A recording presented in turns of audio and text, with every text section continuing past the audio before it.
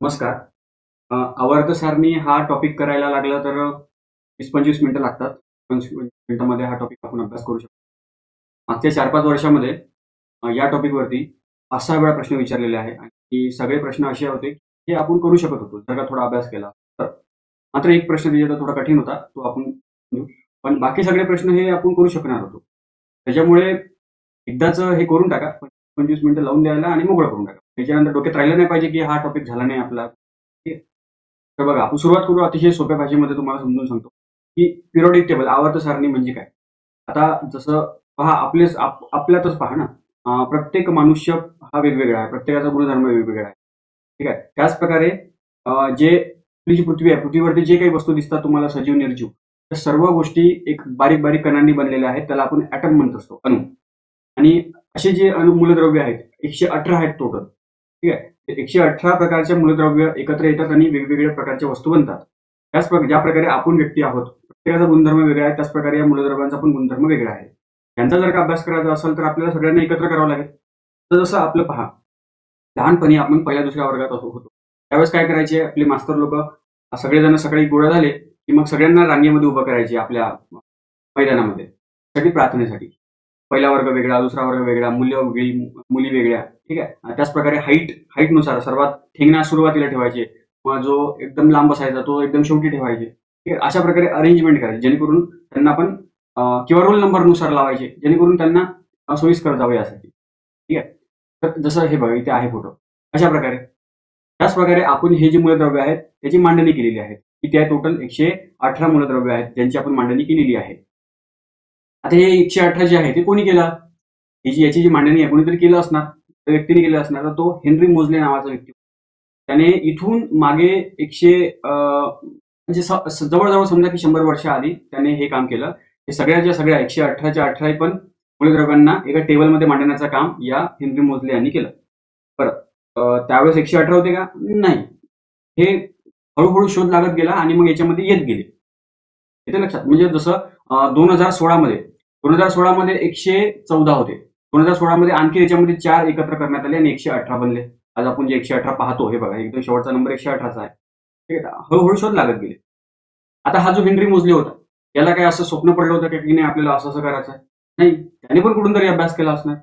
तर त्याच्या आधी सुद्धा काही लोक होऊन गेलेत ज्यांनी याची मांडणी करण्याचा प्रयत्न केला. एवढंच फरक होता की त्यांना करता आलं नाही आणि हेनरी मोजलेला करता आलं. ठीक आहे. सर्वात पहिला कोण होता? तर डोबेरेनर नावाचा व्यक्ती होता. त्याने त्याच्या वेळेस 116 एलिमेंट 114 एलिमेंट नव्हते. आता जे पाहिजे ते 118 एलिमेंट नव्हते. किती होते? जेवढे काही असेल 20-25 जेवढे काही असेल. तर त्याने काय केलं, त्यांना मांडण्याचा प्रयत्न केला. तर कशा प्रकारे मांडलं त्यांनी? तर त्याने काय केलं, हे जे मूलद्रव्य त्यांच्या वजनानुसार त्याची मांडणी केली. म्हणजे जो हलका आहे त्याला समोर ठेवलं आणि जो जड आहे त्याला मागे मागे ठेवत गेला. ठीक आहे. तर त्याला असं समजलं की त्यांनी 3-3चा ग्रुप असा शोधला की जसं लिथियम, सोडियम आणि पोटॅशियम. याच्यामध्ये त्याला असं दिसलं की लिथियमचं वजन किती आहे? 7 आहे. आणि हा पोटॅशियमचं वजन किती आहे? 39 आहे. ह्या दोघांचा जर का सरासरी काढली, हे सरासरी जर का काढली किती येते? 23 येते. ही जी 23 आहे आणि या मधातला जो सोडियम आहे त्याची जे वजन आहे हे सारखंच येते. त्यांनी इथे एक नियम बनवला की हे जे त्रिकूट आहे कॅल्शियम, स्ट्रॉन्टियम, बेरियम, तर पहिल्या आणि तिसऱ्या याची सरासरी काढायची, हे दुसऱ्याच्या बरोबरीचे येते. ठीक आहे. त्याच प्रकारे क्लोरीन, ब्रोमीन, आयोडीन असे भरपूर सारे त्यांनी एक्झाम्पल दिले. तर याला आपण त्रिकुट म्हणत असतो. डोबेरेनरची त्रिकुट, डोबेरेनर्स ट्रायड. त्यांनी मांडणी कशी केली? तर ऑटोमिक मास, अणुवस्तुमानानुसार सगळ्यांची मांडणी केली आणि त्यानुसार त्याला मग असं दिसायला लागलं. ठीक आहे. तर याच्यावरती प्रश्न विचारलेला आयोगाने, राज्यसेवेने प्रश्न विचारलेला 2018 मध्ये. बरं, याच्यामध्ये काय म्हणतात? डोबेरेनरची त्रिकके, कॅल्शियम, C म्हणजे कॅल्शियम, एम म्हणजे काहीच नाही, इथे रिकामी जागा ठेवण्याबद्दल त्यांनी एम लिहून ठेवलं. आणि बेरियम, कॅल्शियम रिकामी जागा आणि बेरियम हे डोबेरेनरचं त्रिकूट आहे. तर याच्यामधला एम काय आहे म्हणते? हे एम मूलद्रव्य कोण आहे? आताच वर आपण पाहिलं कॅल्शियम, स्ट्रोंटियम आणि बेरियम, स्ट्रोंटियम SR. ठीक आहे. प्रश्न असे आहेत त्याचा जर का थोडा अभ्यास केला तर ते प्रश्न सुटू शकतात. एकदमही कठीण लेवलचे नाही, एकदमही सोपे नाहीये. ठीक आहे. त्याच्यामुळे 20-25 मिनिटं द्या आणि मोकळं करा, असं मी म्हणलं तुम्हाला. त्याच्यानंतर पुढे पाहूया आपण. डोबेरेनर्सच्या नंतर कोणाला? न्यूलँड आला. ठीक आहे. आता न्यूलँडचं काय होतं? न्यूलँडच्या वेळी एकूण 56 एलिमेंट अस्तित्वात होते. म्हणजे त्यावेळेस 56 मूलद्रव्यांचा शोध लागलेला होता. तर त्याने काय केलं? या 56 मूलद्रव्यांना एका टेबलमध्ये मांडण्याचा प्रयत्न केला. परंतु आणि त्याच्यात त्यांनी कशाच्या आधारावरती मांडणी केली तर अणुवस्तुमान, म्हणजे ज्या प्रकारे डोबेरायनरने केलं होतं त्याच प्रकारे यांनी सुद्धा केलं. ॲटॉमिक मासच्या आधारावरती त्यांनी मांडणी केली, म्हणजे हलका पहिले, त्याच्यानंतर जड, त्याच्यानंतर त्याच्यापेक्षा जड, अशा प्रकारे त्यांनी मांडणी केली. तर त्याला असं लक्षात आलं की ज्या प्रकारे सा रे ग म प ध नि सा, नंतर परत 8व्या नंबरला सा आला, त्याच प्रकारे या मूलद्रव्यांमध्ये सुद्धा बरोबर 8व्या नंबर, पहिल्या नंबरचा आणि 8व्या नंबरचा हे जे दोन मूलद्रव्य आहेत यांचे गुणधर्म सारखे असतात, त्यांचे रासायनिक आणि भौतिक गुणधर्म सारखे. या प्रकारे इथे बघा, lithium, barium, boron, carbon, nitrogen, oxygen, chlorine हा 7व्या नंबरला आला. त्याच्यानंतर पुन्हा इकडे सोडियम 8व्या नंबरला. हा बघा, हा लिथियम पहिल्या नंबरला आणि हा 8व्या नंबरला, ह्या दोघांची गुणधर्म सारखे आहे. त्याच प्रकारे बोरॉन आणि अॅल्युमिनियमचे गुणधर्म सारखे, ऑक्सिजन आणि सल्फरचे गुणधर्म सारखे. त्याला असं आढळलं, हा त्याला आढळलं. परंतु हे जे त्याला दिसलं हे फक्त कॅल्शियम पर्यंतच लागू होत होतं, त्याच्या पुढे काही जमत नव्हतं. त्यांनी मांडणी तर करून ठेवली 56 एलिमेंटची त्यांच्या वजनानुसार, परंतु हा जो त्याला जे गुणधर्म दिसले हे फक्त कॅल्शियम पर्यंतच दिसत होते, कॅल्शियम पर्यंतच लागू होत होते. त्याच्या पुढे बरोबर 8व्या नंबरचा आणि पहिल्या नंबरचा मॅच होत होता. ठीक आहे, असो त्यांनी प्रयत्न केला. ठीक आहे, त्याच्यानंतर आला मेंडेलिव्ह. यांच्यामध्ये सर्वात जास्त यशस्वी म्हणू शकतो आपण, सक्सेसफुल हा मेंडेलिव्ह होता. मेंडेलिव्ह रशियाचा 1868 मध्ये त्याने हे टेबल तयार करण्याचा प्रयत्न केला. त्याने काय केलं, त्याने सुद्धा या मागच्या दोघांसारख्याच ही जी मूलद्रव्य होती त्यांची मांडणी केली आणि त्यांच्या वस्तुमानानुसार केली. ठीक आहे, वस्तुमानानुसार ह्या मूलद्रव्यांची मांडणी केली, त्याच्यावेळी जेवढे काही होते तेवढे.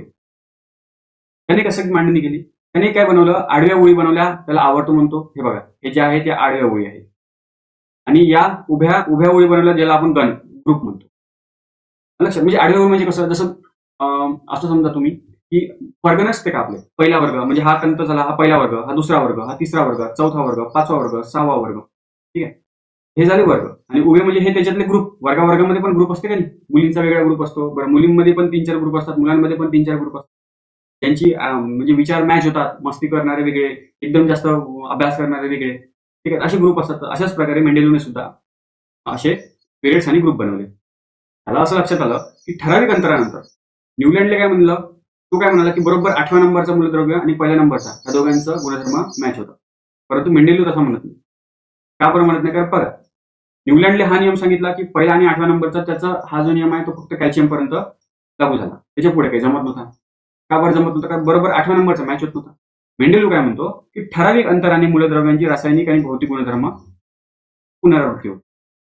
ठीक आहे, म्हणजे पहिला आणि 8वा पण राहू शकतो किंवा पहिला आणि 12वा पण राहू शकतो. त्याच्यामुळे त्याचे हा जो नियम आहे तो शेवटपर्यंत लागू राहिला. ठीक आहे, याची मेरिट्स काय आहेत, मेरिट्स म्हणजे हा कोणत्या याच्यामध्ये तो यशस्वी झाला, तर त्यांनी काय केलं, काही रिकाम्या जागा पण सोडल्या. कशासाठी, साहजिक आहे ना, प्रत्येक वर्षी काही ना काही नवीन एलिमेंट शोध लागत होता, शोध लागला त्यांना पण जागा लागेल, त्याच्यामुळे त्यांनी रिक्त जागा पण सोडल्या. त्याच्यानंतर त्याच्या व्यतिरिक्त जे नोबल गॅसेस होते, नोबल गॅसेस म्हणजे काय, त्यांची शेवटची ऑर्बिट कक्षा ही इलेक्ट्रॉननी पूर्ण भरलेली असते, त्यांना ना इलेक्ट्रॉनची गरज असते, ना इलेक्ट्रॉन द्यायचा असतो ना घ्यायचा असतो. ठीक आहे, त्यांना आपण नोबल गॅसेस म्हणतो, राजवायू. रिॲक्टच करत नाही कोणासोबत, एकटेच राहतात. हे बघा, हे हेलियम, निऑन, आर्गॉन, क्रिप्टॉन हे पूर्ण इथपर्यंत आहे, हे नोबल गॅसेस आहे. तर हे त्याची काही सक्सेस होती. परंतु कुठे कुठे तो चुकला सुद्धा, कुठे कुठे तो कमी सुद्धा पडला. तसं त्याला हायड्रोजन, हा जो हायड्रोजन आहे त्याला बरोबर जागा देता आली नाही, हायड्रोजनला जागा देता आली नाही. त्याच प्रकारे जे आयसोटॉप समस्थानके असतात, जसं कार्बनची 3 समस्थानके आहे, कार्बन 12, कार्बन 13, कार्बन 14. तर अशा आयसोटॉपला त्याला बरोबर जागा देता आली नाही. ठीक आहे, इथे तो कमी पडला. त्याच प्रकारे त्याने कोणता नियम लावलेला होता, त्याने सुद्धा तोच की वजनानुसार, वस्तुमानानुसार तो हलका आहे तो पहिले येणार, जो जड आहे त्याच्यानंतर येणार. साहजिक आहे, निकेल आणि कोबाल्ट मध्ये थोडा प्रॉब्लेम झाला. निकेल हा वजनाने कमी आहे, कोबाल्ट हा त्याच्यापेक्षा तुलनेने जास्त वजनदार आहे. साहजिक आहे, मग निकेल पहिले ठेवायला पाहिजे होता, कोबाल्ट नंतर ठेवायला पाहिजे होता. परंतु गुणधर्म मॅच होत नव्हते, त्याच्यामुळे त्याने काय केलं, कोबाल्टला पहिले ठेवलं, त्याच्यानंतर निकेलला ठेवलं. मग आपल्याच नियमाच्या विरोधात गेला की तो, इथे एकच अपवाद होता परंतु गेला ना शेवटी. इथे कुठेतरी तो कमी पडला, त्याच्यामुळे हा पण काही पूर्णपणे सक्सेसफुल नव्हता. याच्यानंतर याचा शिष्य आला, त्याला हेनरी मोझले. सर्वात पहिल्यांदा तुम्हाला पहिल्या वेळेस सांगितलं तो, याने 1913 मध्ये, 1913 म्हणजे 50 वर्षानंतर पुढे 1913 मध्ये हेनरी मोझले याने काय केलं, एक मॉडर्न पिरियोडिक टेबल बनवला, आधुनिक आवर्त सारणी. आणि एक चूक जे बाकीचे 3 जण करत होते, वजनानुसार यांची मांडणी करत होते, हेनरी मोजलेने वजनानुसार नाही तर त्यांच्या अणुअंकानुसार मांडणी केली. अणुअंक हे काय असते हे बघा ना, तुम्ही ऍटम मध्ये पाहिलं. ऍटम मध्ये काय असतो, न्यूक्लियस असतो. न्यूक्लियस मध्ये प्रोटॉन न्यूट्रॉन असतात. प्रोटॉन न्यूट्रॉनने हा न्यूक्लियस बनलेला असतो. ठीक आहे. आणि त्याच्या अवतीभोवती मग काय फिरतात, वेगवेगळ्या कक्षांमध्ये इलेक्ट्रॉन फिरतात. पहिल्या याच्यामध्ये 2, दुसऱ्या याच्यामध्ये 8. ठीक आहे. अशा प्रकारे इलेक्ट्रॉन फिरतात. लक्षात. तर मग आपण याला ह्या ऍटमला त्याला ऑटोमिक नंबर दिलेला आहे, अणुअंक दिलेला आहे. अणुअंक कसा असतो, तर याच्यामध्ये प्रोटॉन आणि न्यूट्रॉन असतात. तर प्रोटॉनची संख्या म्हणजेच काय त्याचा तो ऑटोमिक नंबर, अणुअंक. आणि प्रोटॉन आणि न्यूट्रॉन ह्या दोघांचंही एकत्र बेरीज म्हणजे काय त्याची, म्हणजे त्याचं वजन अणुवस्तुमान म्हणतो त्याला, ऑटोमिक मास नंबर. लक्षात. तर याने काय केलं, आतापर्यंत हे जे तिघं होते याच्या आधीचे, हे सगळ्यांनी ह्या वजनानुसार त्यांची मांडणी केली. परंतु हेनरी मोजलेने त्याच्या ऑटोमिक नंबर अणुअंकानुसार त्यांची मांडणी केली आणि त्याच्यामुळे तो सक्सेसफुल होऊ शकला. ठीक आहे. त्याने सुद्धा मेंडेलिव्हने बनवल्याप्रमाणे टेबल बनवला. त्याच्यामध्ये सुद्धा काय केलं, पिरियड्स 7 पिरियड्स होते आणि गण ग्रुप होते. ठीक आहे. एकाच आवर्तनामध्ये, जसं इथे बघा, हा पहिला पिरियड म्हणजे पहिला वर्ग, हा दुसरा वर्ग, हा तिसरा, चौथा, 5वा, 6वा असे 7 आवर्तने बनवली. 7 आवर्तने म्हणजे कसं, ह्या पहिल्या याच्यामध्ये बघा ना किती आहे. पहिल्या याच्यामध्ये हा तुम्हाला हायड्रोजन दिसतो आणि त्याच्यानंतर इकडे हेलियम दिसतो, 2च आहे. दुसऱ्या याच्यामध्ये बघा लिथियम, बेरियम, त्याच्यानंतर इकडचे 6, 1 2 3 4 5 6 म्हणजे एकूण 8 आहे. याच्यामध्ये 8 आहे, याच्यामध्ये पण 8 आहे. याच्यामध्ये टोटल एकूण 18 आहे. 18 याच्यामध्ये सुद्धा आणि याच्यामध्ये सुद्धा, म्हणजे काही छोटे आहे काही मोठे आहे. 6 दुसऱ्या नंबरचा आणि तिसऱ्या नंबरच्याला काय म्हणू आपण, दुसऱ्या नंबरचा आणि तिसऱ्या नंबरच्याला शॉर्ट पिरियड्स म्हणजे लघु आवर्तने. आणि हा चौथा आणि 5व्याला काय म्हणू आपण, लॉंग म्हणजे लांब आवर्तने. मात्र हा 6वा आणि 7वा बघा, 6वा आणि 7वा मध्ये हे तर सर्व आहेच. याच्या व्यतिरिक्त हे लॅन्थेनाइट ऍक्टिनाइटची सिरीज जी आहे ना, हा जो तुम्हाला इथे रिकामा डब्बा दिसतो, त्या रिकाम्या डब्यामध्ये हे सगळे इथून एवढे जे दिसतात हे सगळे आहे. म्हणजे एकूण 6व्या याच्यामध्ये 32 मूलद्रव्य आहेत आणि 7व्या याच्यामध्ये सुद्धा 32 मूलद्रव्य आहेत. 118. बरं, 118 नंतर पण पुन्हा 119वा म्हणजे शोध लागू शकतो त्याचा. साहजिक आहे, त्याला 7व्या याच्यामध्ये ठेवू आपण. त्याच्यामुळे आपण ह्या 7व्याला इनकम्प्लीट म्हणतो, अपूर्ण आहे हा. ठीक आहे, अपूर्ण आवर्तन आहे. याला आपण व्हेरी लॉंग आवर्तन, कारण खूप लांब आहे. 32 मूलद्रव्य आहेत. लक्षात. आता याच्यामध्ये फरक काय आहे, पहिल्या आवर्तनात दुसऱ्या आवर्तनात फरक काय आहे. पहिल्या आवर्तनामध्ये काय असतं ना, एकच ऑर्बिट असते, एकच कक्षा असते न्यूक्लियसच्या अवतीभोवती. दुसऱ्या याच्यामध्ये किती, 2 असणार, 2 आहे. तिसऱ्या याच्यामध्ये 3 आहे. चौथ्या याच्यामध्ये 4 ऑर्बिट कक्षा. 7व्या याच्यामध्ये 7 कक्षा. ठीक आहे. अशा प्रकारे हे आवर्तने आहेत. हे काय आहेत, हे त्याची गण आहेत, ग्रुप आहेत. किती आहेत एकूण किती आहेत, 18. एकूण किती आहे, 18. तर हे काय आहे, याच्यामध्ये बघा काय होते, हा पहिल्या याच्यामध्ये शेवटच्या ऑर्बिटमध्ये 1 इलेक्ट्रॉन असतो म्हणून त्याला पहिल्या याच्यात ठेवलं. दुसऱ्या याच्यामध्ये शेवटच्या याच्यामध्ये 2 इलेक्ट्रॉन असतात, 1 आणि 2, त्याच्यामुळे त्याला दुसऱ्या याच्यामध्ये ठेवलं. त्यानंतर मग इथून 3 पासून सुरू होत नाही, इथून होते सुरू 13 पासून. याच्यामध्ये 3 इलेक्ट्रॉन असतात शेवटच्या ऑर्बिटमध्ये. याच्यामध्ये 4 इलेक्ट्रॉन असतात शेवटच्या ऑर्बिटमध्ये. आणि हा जो 18व्या नंबरचा आहे हा पूर्ण भरलेला असतो, 8ही इलेक्ट्रॉन असतात याच्यामध्ये. ठीक आहे. याला आपण नोबेल गॅसेस म्हणतो. हे फ्लोरीन, याला 1 इलेक्ट्रॉनची गरज असते 17व्या नंबरच्या. त्याला आपण हॅलोजन ग्रुप म्हणत असतो. लक्षात. हा, पहिल्या ग्रुपला काय म्हणतो असतो आपण, हे सगळे मेटल आहेत. हे सगळे मेटल आहेत. अल्कली मेटल म्हणतो असतो आपण याला, अल्कली धातू. त्याच्यामध्ये हे सुद्धा मेटल आहेत, परंतु हे जमिनीमध्ये मिळते आपल्याला. अल्कलाईन अर्थ मेटल म्हणतो आपण त्याला. लक्षात. असे काही महत्वाच्या गटांना नावं आहेत, वरती आहे. जे मी तुम्हाला सांगितलं इथे आहे. दुसऱ्या आणि तिसऱ्या नंबरच्या 8 मूलद्रव्य असतात, त्यांना आपण लघु आवर्तने म्हणतो. चौथ्या आणि 5व्या याच्यामध्ये 18 मूलद्रव्य असतात, त्यांना आपण दीर्घ आवर्तने म्हणतो. 6वा एकूण 32 असतात, त्याला सर्वात दीर्घ आवर्तन म्हणतो 6व्याला. आणि 7वा हा अपूर्ण आवर्तन आहे. लक्षात. बघा, ग्रुप बी 2020 मध्ये प्रश्न आलेला होता की मोजलेप्रमाणे आवर्त सारणीतील मूलद्रव्यांची रचना कशाच्या आधारावरती केली, त्यांच्या अणुअंकाच्या आधारावरती केली, अणुचा क्रमांक. लक्षात. थोडी माहिती असली की आपल्याला हे जे प्रश्न आहेत जे अतिशय कठीण वाटतात आपल्याला, हे वाटणार. ठीक आहे. हे सुद्धा बघा, 18 गण आहेत, 18 ग्रुप जे तुम्हाला सांगितले. त्या मूलद्रव्यांची इलेक्ट्रॉनिक कॉन्फिगरेशन किंवा संयुजा इलेक्ट्रॉन म्हणजे शेवटच्या ऑर्बिटमध्ये जेवढे इलेक्ट्रॉन असतात त्याला आपण संयुजा, व्हॅलेन्स इलेक्ट्रॉन म्हणत असतो. त्याच्यानुसार अशा मूलद्रव्यांना सारख्या गणामध्ये ठेवलं. म्हणजे समजा शेवटच्या ऑर्बिटमध्ये हा काय मी तुम्हाला सांगितलं, हा न्यूक्लियस, त्याचे कक्षा. तर समजा आता लिथियम आहे, लिथियमचा ऑटोमिक नंबर 3 आहे. त्याच्या पहिल्या ऑर्बिटमध्ये 2 इलेक्ट्रॉन असतात आणि दुसऱ्या ऑर्बिटमध्ये 1 इलेक्ट्रॉन असतो. ठीक आहे. सोडियमचा ऑटोमिक नंबर किती आहे? लिथियमचा किती होता? 3. सोडियमचा किती आहे? सोडियमचा आहे 11. सोडियमच्या याच्यामध्ये काय होतं? पहिल्या ऑर्बिटमध्ये 2, दुसऱ्या ऑर्बिटमध्ये 8, 1, 2, 4, 5, 6, 7, 8 आणि तिसऱ्या ऑर्बिटमध्ये 1. तेव्हा कुठे हे टोटल 11 होतं. बघा, याच्या पण शेवटच्या ऑर्बिटमध्ये 1 आहे आणि याच्या पण शेवटच्या ऑर्बिटमध्ये किती आहे? 1 आहे. म्हणजे कसं? अशा व्हॅलेन्स इलेक्ट्रॉन, त्यांची व्हॅलेन्सी 1 आहे ना, अशा मूलद्रव्यांच्या सारख्या गणामध्ये स्थान दिले जाते. म्हणून लिथियम आणि सोडियमला सारख्या गणामध्ये आपण मोडलेलं आहे. बघा इथे हा लिथियम, हा सोडियम. नंतर पोटॅशियमचा पण तसंच, शेवटच्या ऑर्बिटमध्ये 1 इलेक्ट्रॉन आहे. त्याचप्रकारे इथे बेरिलियम, याच्या ऑर्बिटमध्ये 2 इलेक्ट्रॉन आहे. मॅग्नेशियमच्या पण 2 आहे, कॅल्शियमच्या पण 2 आहे, म्हणून त्याला एका गटामध्ये ठेवलं.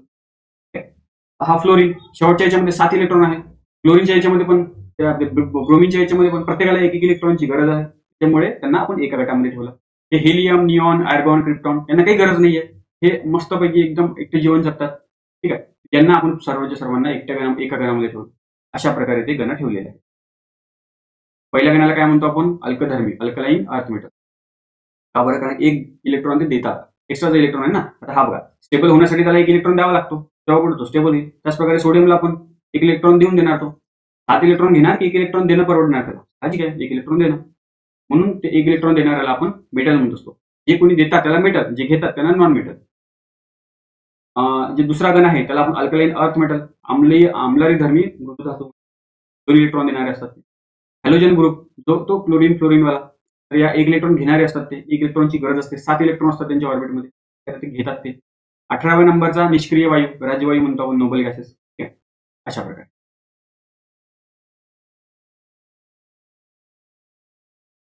आता बघा, आता ही जी आवर्त सारणी, हा जो टेबल आहे त्याचे 4 भाग केलेले आहेत. एस खंड, पी खंड, डी आणि एफ खंड. आता कशाच्या आधारावरती हे केलं? तर कुठल्याही मूलद्रव्याची इलेक्ट्रॉनिक कॉन्फिगरेशन एका नियमावर आधारित आहे. अब्बाऊचा नियम आहे तो.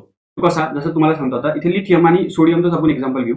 आता लिथियमचा ऑटोमिक नंबर किती आहे? तर 3 आहे. साहजिक आहे, त्याच्या याच्यामध्ये 3 इलेक्ट्रॉन आहे असं आपण म्हणू. आता मी तुम्हाला याच्या आधी सांगितलं की हे काय असतं? न्यूक्लियस असतो आपला आणि याच्या अवतीभोवती काय असतात? ऑर्बिट असतात. हा पहिल्या नंबरचा ऑर्बिट, हा दुसऱ्या नंबरचा ऑर्बिट. परंतु ह्या ज्या कक्षा आहेत, त्या कक्षामध्ये सुद्धा उपकक्षा असतात. ठीक आहे. जसं ही पहिल्या नंबरची जी कक्षा आहे त्याच्यामध्ये एकच उपकक्षा असते, एस नावाची. ठीक आहे. ती दुसऱ्या नंबरची जी कक्षा आहे त्याच्यामध्ये 2 उपकक्षा असतात, एस, दुसरी पी. तिसऱ्या नंबरची उपकक्षा आहे त्याच्यामध्ये 3 उपकक्षा असतात, एस, पी, डी. यांना आपण ऑर्बिटल म्हणत असतो, ऑर्बिटल. ठीक आहे. म्हणजे घर एक प्रकारे. एस मध्ये किती घर असतात? एकच घर असते. पी मध्ये किती असतात? इथे पण किती आहे? एकच घर आहे. पी मध्ये किती असतात? 3 घर असतात. 3, 1, 2 आणि 3. ते सुद्धा एस मध्ये 1, पी मध्ये 3 आणि डी मध्ये मग किती असणार? 5. 1, 2 आणि 5. याला आपण ऑर्बिटल म्हणत असतो. आता लिथियम जवळ किती आहे? 3 इलेक्ट्रॉन आहे. पहिले एस मध्ये 2 जाणार, त्याच्यानंतर मग पुढच्या एस मध्ये 1 येणार, दुसऱ्या नंबरच्या ऑर्बिट मधल्या एस मध्ये 1 येणार. लक्षात? म्हणजे याची शेवटची उपकक्षा कोणती आहे? एस आहे. लिथियमची शेवटची उपकक्षा कोणती आहे? एस आहे. त्याच प्रकारे आता सोडियम पाहू आपण. सोडियमचा ऑटोमिक नंबर किती आहे? 11. म्हणजे त्याच्याजवळ 11 इलेक्ट्रॉन आहे. मग 11 इलेक्ट्रॉनचा भरणा कसा करायचा? पहिले 2 कशात गेले? या एस मध्ये गेले, हे 2 याच्यात गेले. त्याच्यानंतर उरले किती? याच्यातून 2 गेले तर किती उरले? 9 उरले. त्यानंतर 9 मधून पुन्हा या एस मध्ये 2 जाणार, याच्यामध्ये 2 जाणार, आणखी किती उरणार? याच्यामधून 2 जर का गेले तर 7 उरणार. त्याच्यानंतर प्रत्येक घरामध्ये 2-2 इलेक्ट्रॉन जाते ना. त्याच्यानंतर मग इथे पुन्हा 2, 2, 2 असे एकूण 6 याच्यात जाणार. त्याच्यामधून परत किती गेले? 6 गेले, तर उरले किती? एकच उरला. ठीक आहे. आता हा 1 इलेक्ट्रॉन कुठे जाणार? ह्या तिसऱ्या नंबरच्या एस मध्ये जाणार. इथे 1 इलेक्ट्रॉन येणार. म्हणजे बघ, सोडियम मध्ये पण शेवटचा जो इलेक्ट्रॉन आहे तो कोणत्या उपकक्षेमध्ये गेला? एस नावाच्या उपकक्षेमध्ये गेला, एस मध्ये गेला. ठीक आहे. तर अब्बाऊ काय म्हणतो? एस खंडामध्ये अब्बाऊच्या तत्वानुसार इलेक्ट्रॉनचा भरणा करताना शेवटची उपकक्षा जर का एस असेल तर तो मूलद्रव्य एस खंडामध्ये मोडला जातो. म्हणजे हे जे तुम्हाला दिसते, हे जे आहे, आता हे हायड्रोजन पासून इकडे हेलियम पण, ठीक आहे, हा इकडचा हेलियम आपण इकडे घेऊ. हे सर्वच्या सर्व इथून इथपर्यंत जे तुम्हाला दिसत आहे सगळे एस खंडात येणारे मूलद्रव्य आहे. का बरं? कारण याची शेवटची जी इलेक्ट्रॉन असतो तो एस उपखंडामध्ये येत असतो. ठीक आहे. त्याच प्रकारे हा जो तुम्हाला दिसतो, हा जो डब्बा तुम्हाला दिसतो, हा पूर्ण पी म्हणजे काय? तर दुसऱ्या नंबरच्या उपकक्षेमध्ये शेवटचे इलेक्ट्रॉन असतात, त्याच्यामुळे याला काय म्हणणार आपण, पी म्हणणार. ठीक आहे, पी खंड म्हणतो. त्याचप्रकारे हा जो खंड आहे, हा जो मधातला जो तुम्हाला दिसतो, हा याला आपण डी म्हणणार. हा काय झाला, पी झाला. हा काय झाला, डी. आणि हा जो खालचा जो आहे ते दोन्ही पण, त्याला आपण काय म्हणणार, एफ. का बरं, कारण शेवटचे इलेक्ट्रॉन जे आहे ते एफ उपकक्षेमध्ये येतात.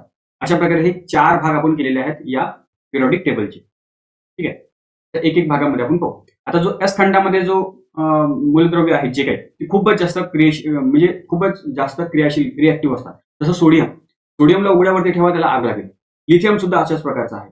लिथियमची बॅटरी बनते, जसं मोबाईल. आता तुम्ही ज्या मोबाईलमध्ये व्हिडिओ पाहताय तो मोबाईल ज्या बॅटरीने चालतो तो लिथियमने बनलेली आहे. आजकाल ज्या गाड्या आपण ईव्ही म्हणतो, इलेक्ट्रिक व्हेकल, त्या सुद्धा लिथियम बॅटरीने बनवण्याचा प्रयत्न सध्या भारतामध्ये सुरू आहे. ठीक आहे, तर असं. आणि हे खूपच जास्त रिॲक्टिव्ह असल्यामुळे हे शुद्ध प्रमाणात भेटते का, जसं सोनं असं रिॲक्ट करत नाही, त्याच्यामुळे ते असं म्हणू शकतो की 99% ते शुद्ध आपल्याला धरतीमधून मिळते. परंतु हे एवढे रिॲक्टिव्ह असतात की काही भेटलं तर त्याच्यासोबत रिॲक्शन करतात, त्याच्यामुळे हे शुद्ध रूपामध्ये आढळून येत नाही. ठीक आहे, त्याच्यानंतर पी खंड इलेक्ट्रॉनचा भरणा करताना शेवटची उपकक्षा जर का पी असेल, त्याला आपण काय पी खंडामध्ये घेतो. ठीक आहे, हे 13 पासून 18 पर्यंत, हे इकडचे हे जे छोटा म्हणतो आपण पी, हा 13 पासून तर 18 पर्यंत हे सर्वचे सर्व पी खंडामध्ये येणारे आहेत. म्हणून या खंडातील आता याच्यामध्ये शेवटच्या मध्ये 3 इलेक्ट्रॉन पासून तर 8 इलेक्ट्रॉन पर्यंत आहे. 3 इलेक्ट्रॉन तर देऊ शकतो, परंतु 7 जर का असेल एखाद्या याच्यात तर 7 देणार का तो, नाही. त्यापेक्षा 1 घेणार, एक इलेक्ट्रॉन घेणार आपली अष्टक पूर्ण करण्यासाठी. जे देणारे असतात त्याला आपण मेटल म्हणतो, म्हणजे घेणारे असतात त्याला आपण नॉन मेटल म्हणतो. आणि काही म्हणून तर इथे आणि काही तर असे आहेत जसं मेटलॉइड, ते घेऊ पण शकतात देऊ पण शकतात, ते शेअरिंग करतात, त्याला मेटलॉइड म्हणतो. ठीक आहे, जसं कार्बन, सिलिकॉन वगैरे झालं, हे सगळे आपल्याला या भागामध्ये पाहायला मिळते. त्यामुळे म्हणूनच या खंडात येणारी मूलद्रव्य हे धातू, अधातू आणि धातू सदृश्य मेटलॉइड हे सगळ्याच प्रकारचे आपल्याला पाहायला मिळते. याच खंडामध्ये सगळे धातूच होते, त्यामध्ये सगळे धातूच होते. परंतु पी मध्ये धातू, अधातू आणि धातू सदृश्य सगळेच आहे. ठीक आहे, त्याच्यानंतर बघा याच्यावरती प्रश्न आलेला आहे. डायगोनल रिलेशनशिप एक प्रकार आहे. जसा हा एक आपला हा चौरस आहे. चौरसची ही काय झाली, बाजू झाली, ह्या 4 बाजू झाल्या. परंतु डायगोनल कशाला म्हणतो आपण, बघा कारण हे याला म्हणतो आपण डायगोनल. हा एक पॉईंट आणि हा एक पॉईंट. तर अशाच प्रकारे इथे सुद्धा हा एक डब्बा आहे, हा एक चौरस आहे. चौरसचा डायगोनल कसा असणार, असा लिथियम आणि मॅग्नेशियमला जोडणारा. लिथियम आणि मॅग्नेशियम हे काय झाले, त्यांचे डायगोनल रिलेशनशिप मध्ये आहे. त्याचप्रकारे बेरिलियम आणि हे बघा हे इकडचं बोरॉन आणि अल्युमिनियमला इथे घ्या तुम्ही, बोरॉन आणि अल्युमिनियमला इथे घ्या. याचा डायगोनल रिलेशनशिप बेरिलियम आणि अल्युमिनियम हे झालं. त्याचप्रकारे बोरॉन आणि सिलिकॉन, कार्बन आणि फॉस्फरस हे डायगोनल रिलेशनशिप.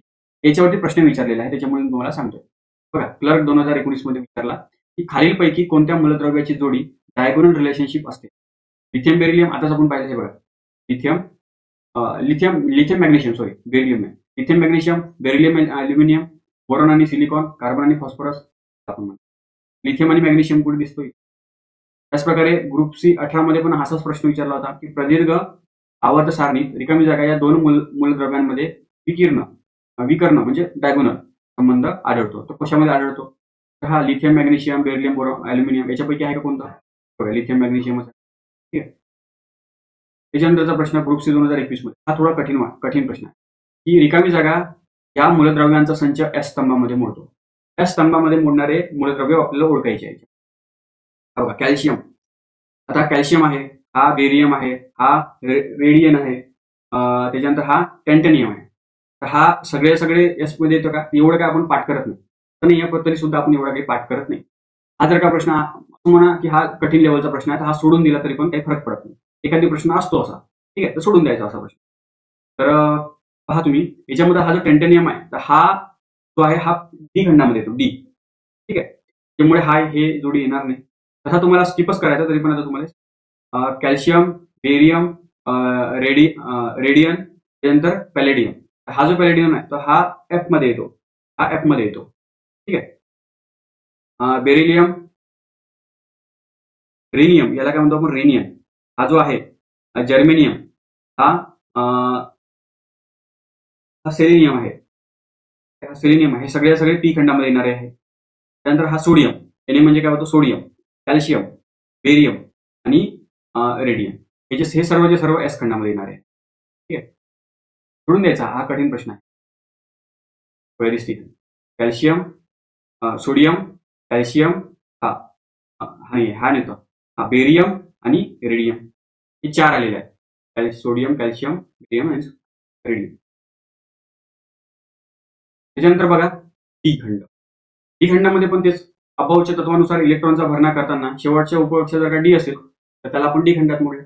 परंतु यांचं वैशिष्ट्य असं आहे की यांच्या दोन आता हे कुठे येतात, हे मधातले गण 13 पासून तर 12 पर्यंत, गण नंबर 3 पासून 12 पर्यंत. तर या मूलद्रव्यांची बाह्यतम कक्षा दोन कक्षा ज्या आहेत त्या अपूर्ण असतात, हे एक लक्षात असू द्या. ठीक आहे, यांना आपण ट्रान्झिशन एलिमेंट म्हणत असतो. आणि सर्वचे सर्व धातू आहे. फक्त धातू धातू सदृश्य हे फक्त आपल्याला पी खंडात भेटलं, बाकी सगळे धातूच आहे. ठीक आहे. डी एफ मध्ये काय, अभावच्या तत्वानुसार इलेक्ट्रॉनचा भरणा करताना शेवटची उपकक्षा जर का एफ असेल तर त्याला आपण एफ मध्ये ठेवलं. सर्वात खालचे ठीक आहे, लॅन्थेनाइट आणि ऍक्टिनाइट सिरीज, याच्या 3 उपकक्षा रिकाम्या असतात, म्हणजे अपूर्ण असतात, रिकाम्या अपूर्ण असतात. ठीक आहे, 3 त्यांना आपण इनर ट्रान्झिशन एलिमेंट म्हणत असतो. अंतर संक्रमण मूलद्रव्य, हे काही शब्द आहेत, थोडेसे लक्षात असू द्या. आणि हे सुद्धा सर्वच्या सर्व धातू आहे. ठीक आहे. याच्यानंतरचा एक महत्वाचा टॉपिक आहे, हा जो टेबल आहे पिरियॉडिक टेबल. जर का आपण आता ही काय झाली, डावी बाजू झाली, आणि ही काय झाली, इकडची उजवी बाजू झाली. ज्यावेळी आपण डावीकडून उजवीकडे जातो त्यावेळेस काय लक्षात येते की याचा आकार कमी कमी होत आहे. आकार तर वाढायला पाहिजे होता, कारण इलेक्ट्रॉन तर वाढून राहिले. याच्यामध्ये आता लिथियम 3 आहे, याच्यामध्ये 4 आहे, हा बोरॉन 5, 6, 7, 8, 9, 10. इलेक्ट्रॉन वाढून राहिले तर आकार वाढायला पाहिजे ना, पण नाही. कसं होते, हे न्यूक्लियस आहे. न्यूक्लियसच्या अवतीभोवती काय असतो, इलेक्ट्रॉन फिरत असतो. आता जेवढे प्रोटॉन आहेत तेवढेच इलेक्ट्रॉन आहेत. इलेक्ट्रॉन आणि प्रोटॉन एकमेकांना आकर्षित करतात. जर का आकर्षण करणारे कमी असतील तर साहजिक आहे ताण कमी पडणार. जसं ते दोरी खेच एक गेम असतो, या साईडनी पण 4 लोक असतात, या साईडनी पण 4 लोक असतात.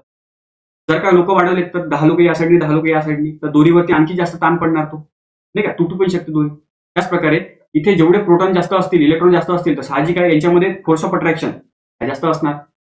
अट्रॅक्शन जास्त असल्यामुळे यांच्यामधलं अंतर कमी असणार. त्याच्यामुळे आपण डावीकडून उजवीकडे जातो, इलेक्ट्रॉनची संख्या वाढते, प्रोटॉनची संख्या वाढते, परंतु आकार त्याचा कमी होतो, कारण अट्रॅक्शन जास्त आहे. लक्षात, एक लक्षात असू द्या, डावीकडून उजवीकडे जाताना आकार कमी होतो. मात्र आता वरून खाली जायचं आपल्याला, वरून खाली जात असताना काय ते आकार वाढतो. तुम्ही म्हणाल आतापर्यंत इलेक्ट्रॉन वाढत आहे, आतापर्यंत आकार कमी व्हायला पाहिजे होता, परंतु वाढत कसं आहे मग आता. याच्यामध्ये काय होते हे बघा, पहिल्या याच्यामध्ये ऑर्बिट किती होत्या, कक्षा एकच होती. दुसऱ्या याच्यामध्ये किती आहे, 1 आणि 2. तिसऱ्या याच्यामध्ये 3 कक्षा आहेत. 7व्या याच्यामध्ये 7 कक्षा आहे, 1, 2, 3, 4, 5, 6, 7. बघा बरं, आकाराने मोठा झाला की. त्याच्यामुळे वरून खाली जाताना आकार मोठा होतो, डावीकडून उजवीकडे जाताना आकार कमी होतो. एवढं एक लक्षात असू.